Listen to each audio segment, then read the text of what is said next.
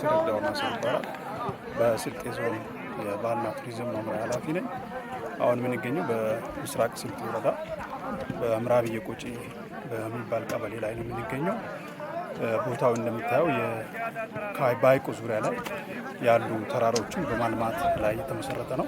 የምንተክላቸው ችግኞች አብዛኞቹ ለምግብነት እና ለደን የሚሆኑ ቀጣይ የአረንጓዴ ልማትን ለመተግበርና የቱሪዝም ኢኒሼቲቭን ለማቀላጠፍ ትልቅ ወሳኝነት ያለው አካባቢ ነው።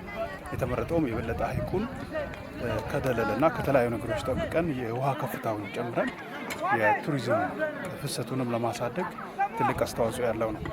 እዚህ በመትከላችን በጣም እኔ ደስተኛ ነኝ። ለምን ብዙ ጊዜ ይህን ቦታ በአረንጓዴ ልማት ለመሸፈን ብዙ ጥረቶች ተደርገዋል። አሁን ግን በተግባር ሂደት ይህን ለማሳካት እኔም የዚህ አካል በመሆኔ በጣም ደስተኛ ነኝ።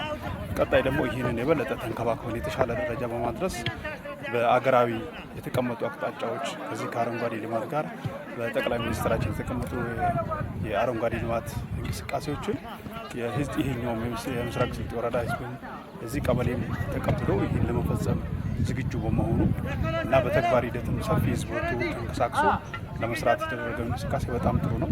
ጠዋት ሊወጣ ነው። ይሄን ለማሳካት ደግሞ ያው እየሰራን ያለበት ሁኔታ አለ። ይዘነው የመጣነው ችግኝ ሙሉ በሙሉ መሬት አስነክተን የቀጣይ ደግሞ እንክብካቤውንም ጠብቀን በኋላ ደግሞ በደን ሲሸፈን የምናገኘው ማር ይታየኛል። በጣም ትልልቅ የማር ውጤቶች ልናገኝ እንችላለን። የማድለብ የተለያዩ ነገሮችን ከግብርና ጋር የተለያዩ ውጤቶች ስለሆነ ተስፋን እንትከል ማለት አረንጓዴ ልማትን ለትውልድ እናሻግር። ትውልድ ደግሞ አረንጓዴን ሲረከብ የበለጠ ምድራችን ያማረና ውበት እንዲኖረው ያደርጋል።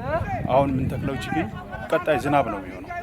አሁን የምንተክለው ችግኝ ቀጣይ ህይወት ነው የሚሆነውና ስለዚህ በየአካባቢዎች ያሉ ችግኞችን ቢያንስ አንድ ሰው ከ40 በላይ ችግኞችን በመትከል ሀገራዊ ንቅናቄውን መሳተፍ መቻል አለበት የሚል መልእክት አለኝ። አመሰግናለሁ።